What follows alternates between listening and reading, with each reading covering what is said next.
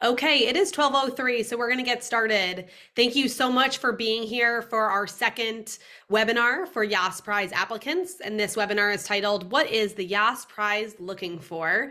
My name is Caroline Allen, and I am the Vice President of the Yass Prize. I am so grateful to be here with you today. I'm going to be speaking for a little bit of time this afternoon, and then we will jump over to our wonderful awardees and alumni from 2021, Taylor Shedd and Jeff Emmerich, both come in right from ASU GSV in San Diego. They were just there these past 2 days meeting with other awardees. So we'll definitely get an update from them about that conference. And then I'll answer any questions at the end from the audience. Please know that we will be using the Q&A portion of Zoom to answer questions. It just helps us to better keep track of your questions versus the chat. So feel free in the chat to say, where you're from and just say hello to everyone. But the Q&A is going to be where we will keep track of the questions. I'll ask that you kind of hold your questions till the end. We might answer them. And then feel free when I open it up to the Q&A to put in the questions and we'll answer some of them. So today's webinar is really focused on understanding a little bit of what we're looking for. But I want to put the caveat that we're not just looking for one type of organization. And I really hope that comes through in today's webinar, that just because you don't see yourself looking similar to an alumni of ours doesn't mean that you're not eligible, doesn't mean that you're not qualified, and doesn't mean that we're not excited to hear your story. So please, please, please, learn from what we're about to share in terms of what we're looking for, but also know that we're really building a quilt. And that quilt, I think about it as like a quilt of 64 pieces, and each of those 64 quilt patches are extremely different from one another. And we're really excited about building a cohort that is diverse, both in breadth and depth. So I'm going to go through a few kind of misconceptions about the Yass Prize and frame them in the positive. So the first one being the Yass Prize is sector agnostic, meaning we are not just looking for charter schools. We are not just looking for private schools. We are not just looking for homeschools or micro schools or traditional public schools. We're looking for anyone who serves students. Okay, anyone who serves students currently, and that could be ranging from pre-K to 12 and some sort of subset of that grade span. So yes, we fund charter schools. Yes, we fund private schools that are looking to grow. Yes, we had 2 amazing traditional public school awardees last year. You are about to hear in a little bit from 2 alumni who are more in the ed tech curriculum space. But what they all have in common is that they are all putting students first. They're all, sustainable, transformational, outstanding, and permissionless, and they all are currently working with students. The Yass Prize funds organizations to impact students directly and immediately. So a couple things with this misconception or with this criteria. You have to be currently working with students. If you're planning to open up a school or start your program or start your business in September and you don't have data of currently working with students, unfortunately, you are not eligible to apply until next year. We also really are excited about organizations or schools or businesses that are able to really show how the money is directly going to impact the student experience. We appreciate teacher development and we appreciate, extracurricular supports, but teacher development, while that's super important, it's just not as closely aligned to the mission of the Yass Prize. Same with like mentoring and tutoring. Like we are really focused on impacting students and what their school day looks like. And so if you are doing that, again, we encourage you to apply. The next one I want to talk about is focusing on the United States and what students that we are really excited to serve. So applicants who are working internationally are not eligible to apply. If you are working both internationally and domestically, your application would have to be focused really solely on your domestic work with a headquarters address in the United States. As I said, we focus on education providers focusing on pre-K to 12. We do not fund organizations that solely focus on higher ed. And also, in terms of this question of underserved, we are looking to expand, outcomes and expand transformational impact related to schools who serve students that are underserved. And that can mean a whole host of different things. The Yass Prize purposely does not define what we mean by underserved, because Oakmont Education is reaching students who are students who have dropped out. Arizona Autism is reaching students who have a disability, and that disability being autism. So, and then there's a whole host of schools who really serve, rural students, but a rural student versus an urban student, those demographics are so different. So we want you to really think about what type of students you serve, why you serve those students, and why they need the best education possible based on their demographics. There's a specific question in the application that asks about your student demographics, and we want you to be giving us, statistics or stories about students based on what you think, is most compelling. The Yass Prize searches for organizations that believe in STOP and are working towards being sustainable and permissionless. This is a huge misconception. To apply, you do not have to be 100% sustainable and 100% permissionless.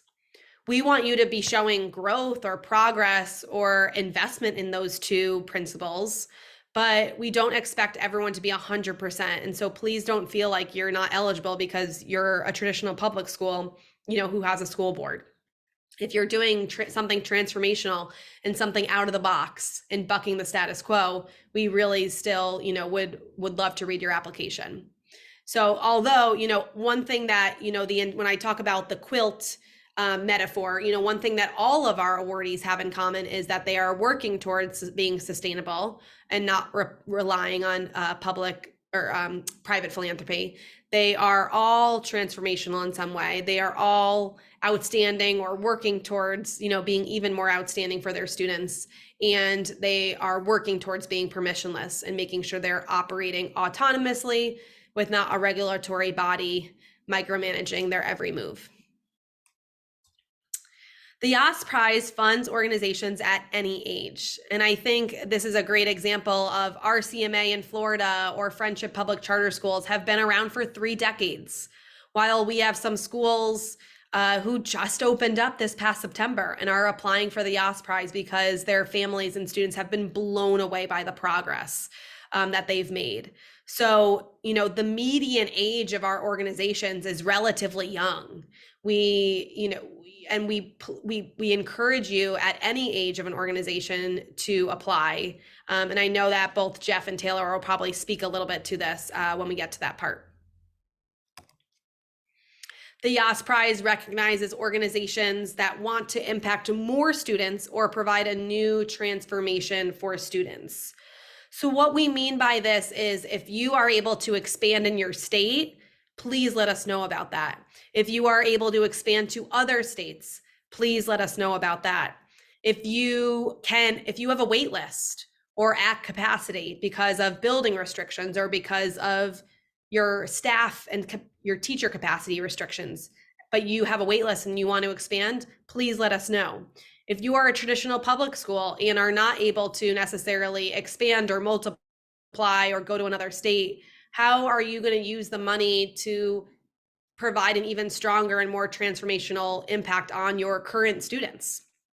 So it's not that you need to expand or scale. That a lot of our awardees are doing that so that they can reach even more students. But again, if you're not able to, that doesn't make you not eligible to apply for the Yass Prize. The Yass Prize is independent of political parties. We support education freedom and education opportunity.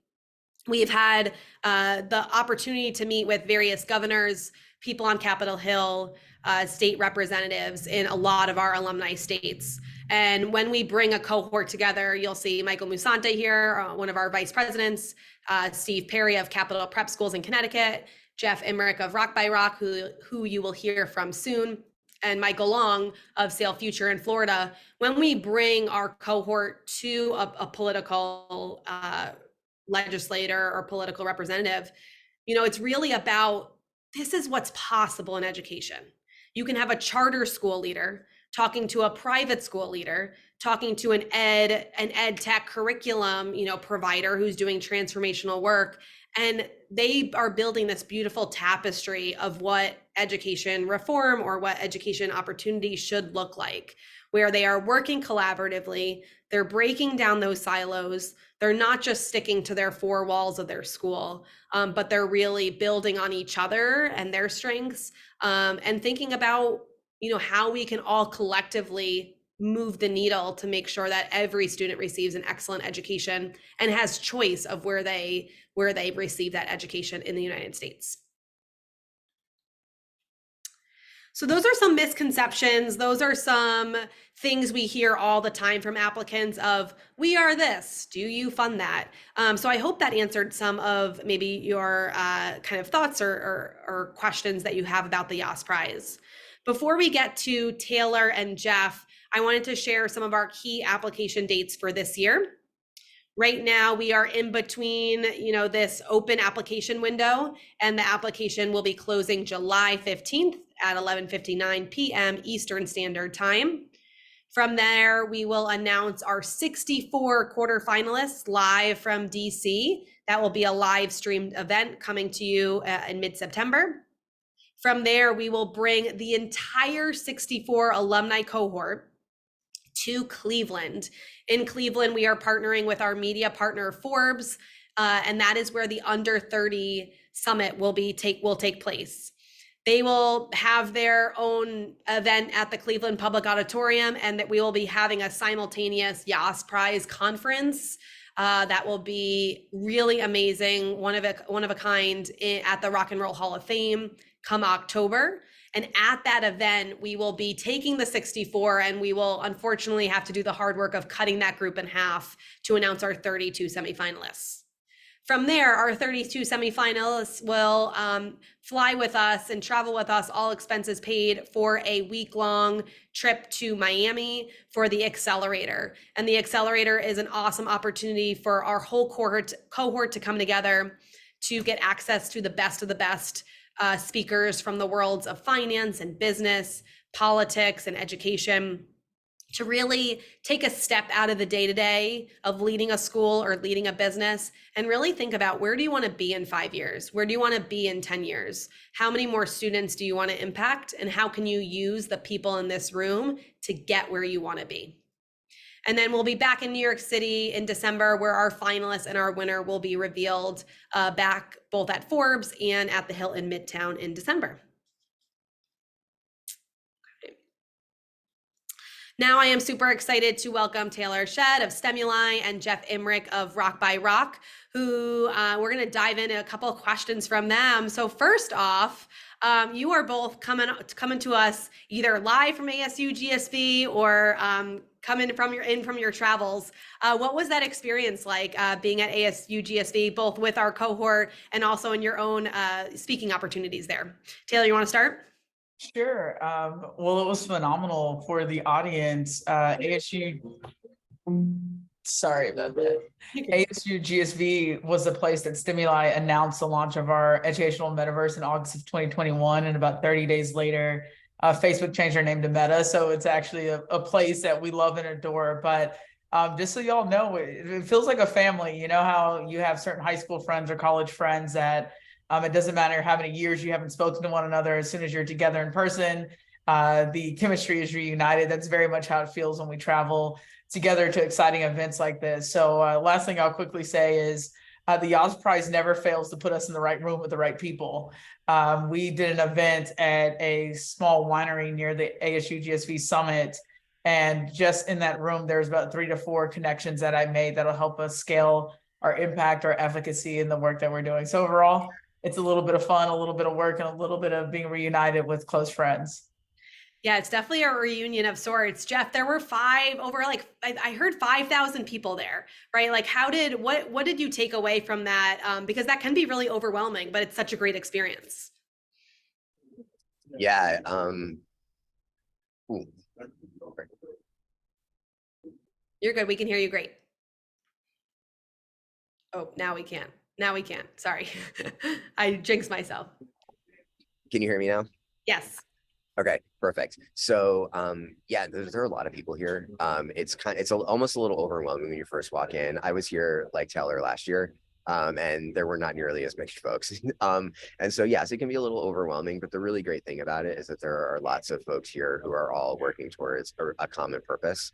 And so it's a really good way to connect, network, find opportunities to collaborate. And like Taylor said, I think one of the greatest things that's come from being part of the Yass Prize community is just the ability to work with leaders across all different kinds of organizations and find ways to collaborate. Because a lot of my career I spent in public school or in charter school. And when I was working in public schools, I worked with public school folks. When I was working in charter schools, I worked with charter school folks, right? Like you were saying in terms of the tapestry. And now we're collaborating with fellow Yass Prize awardees who are in tech, who are in public, private, micro, home, and we're sharing ideas and resources. And like, it's so great to be able to come together and see everyone. So it's really good. And you all are individually experts at something, right? Like Jeff, you have founded like a wonderful and amazing curriculum that, people just like die for, right? Because it fills a void that they might not be an expert at, right? And Taylor, you're providing opportunities related to tech and this metaverse, and again, filling this void where people might not be an expert at tech. And so I think, Jeff, you make a great point of the fact that we're able to take our own expertise and then make our own initiative stronger because each other are in the room and we're bringing everyone together. The next question I want to talk to you both about is, we hear all the time, I look at your website, most of the people on your website are schools. I am not a school. Can I still apply? Or should I still apply? Should I take the time to do this even though you mostly fund schools? We have two people here, folks, who are not schools. They are not running schools, even though they talk to school leaders every single day. Jeff, what would be your reaction if someone came to you and said, I'm not a school, is the Yass Prize just it's not worth it for me to apply? No, it's totally worth it to apply. I mean, if you're in that camp, to be honest, we were in that camp. Like we were in the first cohort. And when we saw the announcement come out, we wondered, do we qualify for this? Should we do the application? I'm not really sure. Then we looked at the application and we thought, okay, these are things that are aligned with things we are interested in, care about. And this is not that hard an application. And so we thought, like, what the heck, let's give it a shot. And I'm so glad we did. So I think, the money from the award is great and can be catalytic and transformative, but the benefits of the network and the people, like I get so excited every time I get to be in a room with Taylor. Like the benefits of the network are totally worth it. So yeah, if you're on the fence, apply. If you need more information, definitely ask. But yes, I would say it's worth it.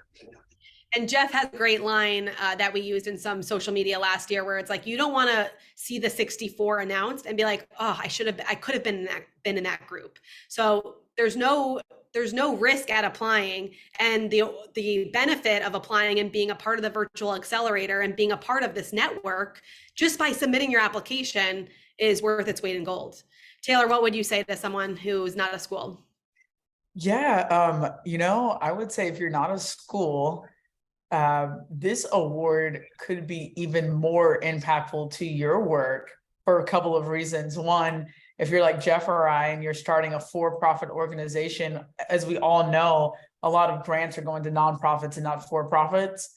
The second thing is, when you look at a for-profit organization, being able to bring in non-dilutive capital where you're not having to give up some of your equity to venture capitalists who might not have the same mission or vision that you do is really important. And then last but not least, because there's so many diverse folks that I'm sure are on this call or will listen to this, if you kind of look at the flow of venture capital money, for example, into the Black community, about 1% of venture capital goes into the Black community. Well, here, what the Yass Prize is saying is, if you are delivering outstanding results, and you're committed to students and putting them first, then we're going to see you and we're going to award you. And it's not as easy in venture capital. So I would argue that, Jeff or I don't have money coming in from the government each year in order to run our programs, which makes our relationship and the support that we receive, both financial and otherwise, monumental to the work that we can continue to sustain for ourselves. And right back to you, Taylor, I just mentioned in my presentation, some misconceptions about the Yass Prize, some things that hold people back from applying. What are some other things? You were just at ASU GSV and probably talked about the Yass Prize to, various folks. What are some things you hear, some other misconceptions that I might not have mentioned? Yeah, well, I think you actually did a great job of mentioning a lot of them. So I'll just double down on two of the points. One, if you're a traditional public school, what I have gotten a question of a lot is from people looking at the Yass Prize and the Center for Education Reform and saying, if I'm a public school, do I have a fighting chance to win? And the answer is absolutely yes. When we were awarded the Yass Prize and became a finalist in 2021, it was because of our work with the Dallas Independent School District, who serves over 145,000 students. They're a majority minority and almost majority economically disadvantaged.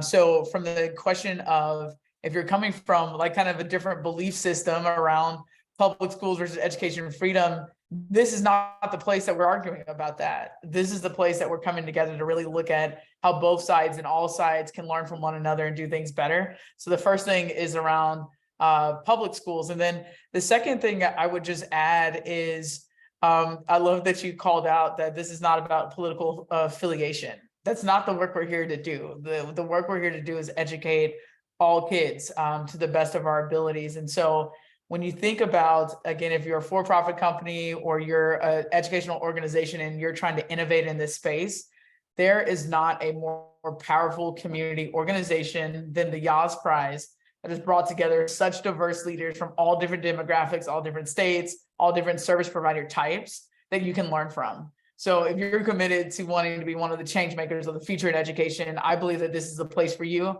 not only because of the capital, but because of the knowledge that comes by communing with the diverse group of people as opposed to everybody that thinks the exact same way that you might think. Awesome. Jeff, what do you want to add to that? I think everybody who's part of the community brings a really unique perspective. And so I also would encourage everyone to apply because we need the diversity of perspectives at the table. And one of the things that's like been kind of a guiding rule that I try and use is like err on the side of going for it. Because if I opt out, then I'm the gatekeeper who's like blocking myself.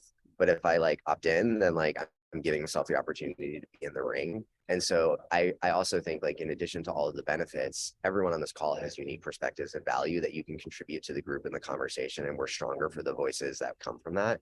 And so I would encourage you to take the leap so that you can have your voice in the mix and others can learn and benefit from the work that you're doing. So that's what I would add to what Taylor said. And I think sometimes that one thing that I probably should have mentioned at the beginning is we are not in one competition, right? You're competing against each other, but there's 64 awards where when Jeff and Taylor applied, there was what they thought was $1 million award. So they were competing. It was a little bit more competitive, even though we know it wasn't cutthroat because they were all supporting one another and they're all now the best of friends. But there's 64 awards. So we are not, and they're going to be all it's going to be the most diverse group in all of the ways you can think about diversity, from rural and urban to geography to sector type, right? Like we're going to try to build the biggest cohort. And so I really want you to think about, if there is someone out there that, if there's an alumni who, again, you don't feel like you look like, or you're like, I don't see myself in this group, please know that we have 64 spots and we are really excited to welcome your application. Okay, final question before I go to the audience questions. Jeff, we'll start with you. You've given a whole host of really good advice in the past. I know last year you did, for the people who are applying. We're in our third year. It's getting more competitive because more people know about the Yass Prize. What would you say to people in terms of telling their story? Because that's what the application is. It's 4 to 6 hours where you tell your story and why you should be a candidate for the competition. What would be your advice to a potential applicant? Such a good question. And to be honest, this is something that I've been working to try and get better at over time. I'm really good at being long-winded. And so I think my advice would be lead with your why and lead with your impact. And so like we're all in this for the kids we serve and for the communities we work in partnership with and that we're a part of. And so I would say like put your why front and center, put your impact front and center, lead with why you do the work and the bold change you aspire to create or are creating in the world. And then tell a little bit more about like how you do it and why the support would be helpful. But I've read a bunch of applications that start with things like, you know, we're an organization in this location and we have like this space and we do this thing. And I'm kind of like, but why, right? Like, I'm sure that space is filled with joyful children who are doing amazing things, but I can't tell what those amazing things are. And so I would just like really lead with your story and your kids and your impact and your why, and then follow it up with the other details.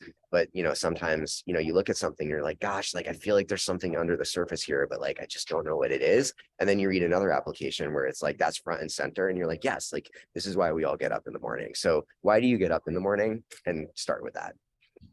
That's a great point, Jeff. And someone yesterday in a webinar that I gave asked the question, are you funding organizations or are you funding leaders? And to be honest, it was a hard question to answer because it's a little bit of both, right? Like the money going to your organization or your business or your school, like that's what we are directly funding. But the person behind that and their story and their why is so important. And if that falls flat, right, like your organization is not going to be as compelling. So if you have a personal story that really has led you to this calling and has led you to open up this, whether it's, I know Arizona Autism, Diana, you know, had a son with autism, Sammy, and she could not find a school that worked for Sammy. That's her why. And that is so compelling as, you know, a parent to think about what am I, you know, how am I going to get the best education versus Chris from Oakmont was a dropout student herself. And now she's founded a dropout recovery set of charter schools that is putting these students back in the playing field, putting them back in careers and really putting them on a completely different trajectory. So the leader story is sometimes and often just as important as the organization mission and vision. Taylor, what would be your advice for, you know, crafting your why and your story? Well, before I answer that, I'll give this one bit of advice. I did go, I'm gonna skip ahead and saw a question in the chat about, do you fund ideas? What I would ask the audience to consider this application to be is a standard. And so if you find yourself and you're in the audience and you say, I have an idea that I haven't yet implemented with students, then use this application in this time frame as something to help accelerate you to say, I'm going to start working with students. I'm going to move from just having an idea and start getting my impact out in the world, understanding how I can improve it and continue to scale that, because we're going to be right here this time next year. And the question is, did your idea move from an idea this year into something that's being implemented next year? So if you're at the idea stage, be bold, go ahead and get started. You do have a few months that you could start impacting kids between now and when the applications due. But in the event that you haven't started doing that before the applications due, just go ahead and get started. So when we open back up again next year, you're fitting into that. And then the last thing on storytelling and data or storytelling, I think Jeff did a great job and Caroline did a great job of just talking about like who you are and what you're bringing to the work. Because when we understand who you are, we understand why you're so committed to the work and why your lived experience becomes a competitive advantage in how you would serve the populations and students that you might have once been or are closely impacted by. When I read applications, for me, what immediately would help me pass one on to the next round versus say, oh, I don't know about this one, is really getting down to data. And when I say data, it doesn't always have to mean like, here's what our standardized test scores look like. It's understanding how you measure effectiveness and success and having that written down, because we're not trying to change your program and tell you that the one data point is more important than the other. but it is helpful for us to know when we're understanding the data that you're measuring or what you're driving towards, what we're actually choosing to support. You know, the idea would be money comes into your program and now we're helping expand and accelerate that same type of outcome that you're already delivering. So that's just my biggest thing is either one, putting some data in there around outcomes so we can understand what we're supporting. And then two, in the event that you feel like you might not fit this year, using us as motivation to get started and impacting kids. Awesome. Well, thank you both. I am going to go to some audience questions, but I'm definitely going to have you answer some as well. Please know we are now accepting your questions, so please feel free to put them in the Q&A. My colleague Josephina has already answered, typing out a whole host of questions. So please both look at the open questions and the answered, and maybe one of those questions is something that you also have a question about as well. Someone asked, what kind of data are you looking for? I know Taylor just talked about data, and she really hit the nail on the head, saying whatever is data you are using to track and whatever data is most important to you. I'm going to bring it back to Oakmont Education. Their high school graduation rate is going to look different because they serve a really different group of students. Same with Arizona Autism. They serve a really different group of students that might not be the best test takers just based on their needs and their learning style and their disability. But what type of data can you provide that show they're making that progress? Maybe it's social emotional growth, because we know that students with autism often have a lot of IEP goals related to social and emotional learning. Like maybe that's the data point that you really want to focus on. Maybe it's something related to families and family engagement and advocacy. So we are looking for specific data. It can be qualitative or it can be quantitative, but it needs to be specific and it needs to be really closely related to your why and your, how you're judging yourself based on other, options that for families. Okay, someone else asked, should proposals be multi-year strategies and budgets, or is the idea that the grant funds be spent in one fiscal year?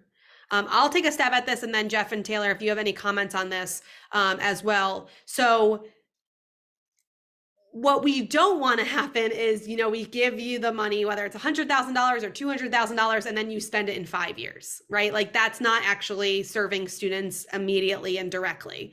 However, the funds are also permissionless, meaning whatever you put in your application, we're going to hold you accountable to that, but it's based on what you think is the best way to use those funds for students. So it can be a multi-year plan. And like, this is where I want to be in 5 years. This is where I want to be in 10 years, but this is how I'm going to spend the money within the next 18 months to get towards that 5-year goal.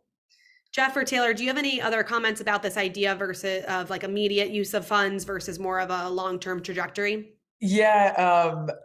One, I would say if you tell us you have a plan for scale, it does, or not scale, but what you want to do next, it is extremely helpful to understand that you have thought about this as opposed to just explaining your current state. So if you were to be awarded the funding, I would say the more specific you can be, and you don't have to break out like an entire formula on it, but the more specific you can be that shows us that you actually do have a plan and this funding can help you scale impact is important.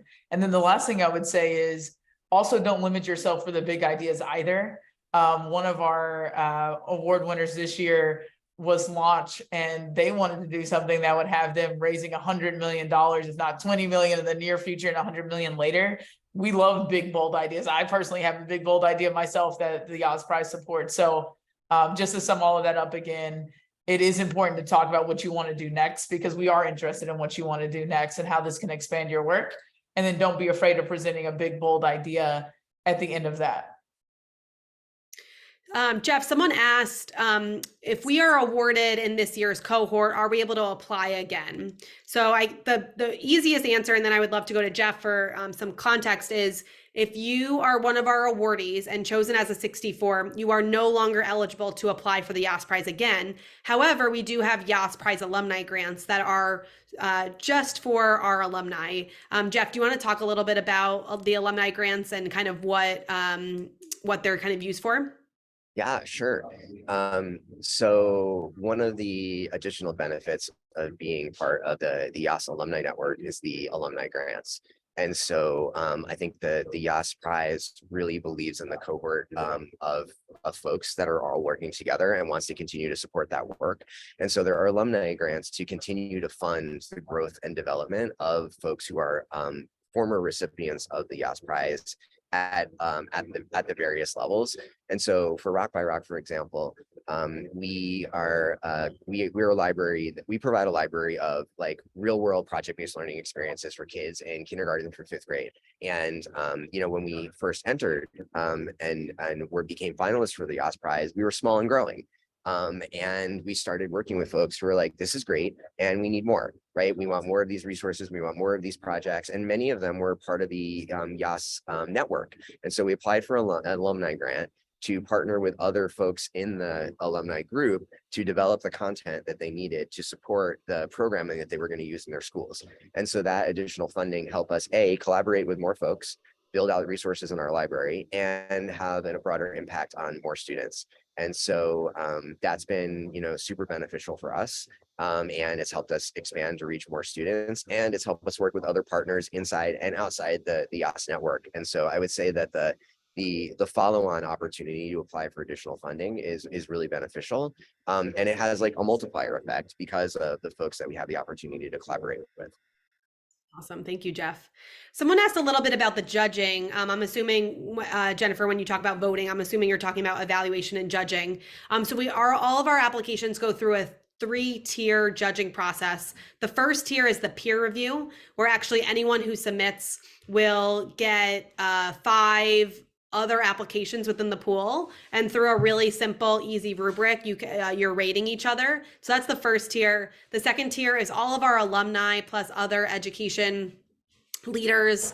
And then our third tier is our blue ribbon tier. And the application judging is really focused on both quantitative metrics and qualitative, meaning, you'll score based on a subset of a rubric. But then we also love to see like Taylor and Jeff's comments of like, this really stood out to me because, so we get the judges, perspective and story about it. What I will say is if you already submitted and are feeling like a little bit like, oh, I could have added more, there is the chance if you write to us that we could, give you your application back, meaning that you can continue with it because we're very far away from the deadline. There are word counts, and we purposely have word counts because our first year we didn't, and people wrote novels and textbooks and it took us so long to get through. So we really want you to be concise. Have someone else read it. Like have someone else who knows nothing about your organization read it and ask you questions. Because sometimes when you're so involved in the work in the day-to-day, you forget to kind of paint a broader picture of like why you're here and what you do, and explaining it as if like a 3rd grader could understand it. So I encourage you to not submit at the last minute. Don't be like a high schooler, who's just submitting an assignment at the last minute, but it also, there's no rush to submit it, tomorrow. Some people are asking about after school programs and supplemental programs, whether it's related to arts or tutoring or mentoring. As a former teacher myself, like after school is really important, right? It's important for so many different reasons. And, enrichment, extracurricular hobbies, providing just a safe space for kids so they don't have to go home to an empty house, right? Like there's so many benefits. In terms of the Yass Prize and the mission, our funding is often exclusively for like that direct school day. So meaning the 8 to 3 p.m. and making sure that students are getting the best education during that school day. Meaning we don't want students to go to a really poor school for 7 hours and then have to make up all this extra work with tutoring and mentoring and extracurricular in like the 3 or 4 hours before they go to bed. Because we're never going to fix the system if we only focus on after school. Again, I'm not saying that after school and tutoring is not important. I really believe that. But just in terms of our mission, we're really focused on that direct education. So it's not to say you're not eligible, but I do want to put that caveat in there. Okay, we have about 2 minutes left. Taylor and Jeff, any final thoughts or words for our group here that's with us? Yeah, there was a question I quickly answered in the chat. I want to make sure everybody has the opportunity to hear. The question was what data or results basically stood out that helps people become finalists. or winners. And the data point I put in there is if you're in the top 64, you have outstanding results, whatever that is for you. So as you progress down the train, it becomes less about results. Everybody has results that's here at the Yass Prize. What I believe will help you win is what is the story of your why and how you're applying that in the world in a way that we haven't heard of before. And that's just the way I would sum it up. It's kind of like a thing that when it's written on paper and you start understanding who the person or organization is, it just stands out. Who should get the $1 million in advance down the totem pole, if you will. But the main thing is it's less about data at that point in time. It really starts to be about your heart and your vision and how your commitment to seeing what you believe should come about in the world is coming about. Jeff, we'll close it off with you. No pressure. I would say a lot of times we talk about innovation in education, and I think sometimes we have a narrow definition of what innovative means. And so I think there are a lot of folks in education who are doing innovative things, and the innovative thing is standing up something different in their community, their school, their space that does better for kids. And sometimes the innovation is that it is new for that place or that group of folks. And so I think you can look at, sometimes a list of folks who applied for something and think like, well, I'm not standing up an ed tech company that is building the metaverse. That's super innovative and super cool, but that is not the only definition of innovative, right? Or like, we're like putting project-based learning online, which, is innovative and different, but like there are lots of ways to define innovative. So I think if what you're doing is outstanding and transformational in your place with your community and your folks, like you should apply and not feel boxed in. Like sometimes I can feel boxed in for applications about like the definition of a word, innovative or transformational. So I just encourage folks to think broadly and about how they consider whether or not like you fit in that box, because I think you probably do more than you think if you have a doubt. Well, Taylor and Jeff, I know that you are coming off a really busy couple of days in San Diego with ASU GSV. So I thank you. We didn't time that too well, but also in terms of the excitement and the stories that you have coming off of that, we really appreciate you taking the time. So thank you so much for sharing with the 100 people here today, as well as the numerous who signed up but weren't able to join us live. 3 quick thoughts for our potential applicants. 1, we have another webinar coming up in 2 weeks, diving into sustainability. So focusing on that first pillar on Thursday, May 4th at 1:00 p.m. Eastern Standard Time. So please visit our website to register for that webinar. We'll also put it in the follow-up email. The second resource is that we have office hours every single Friday from 12 o'clock to 12:30 p.m. Eastern Standard Time on Zoom. Josephina will put our Zoom link in the chat, but it's really simple, yassprize.org/office hours. No registrations required. You don't have to sign up. You don't have to tell us you're coming. Just show up and you can ask a specific question.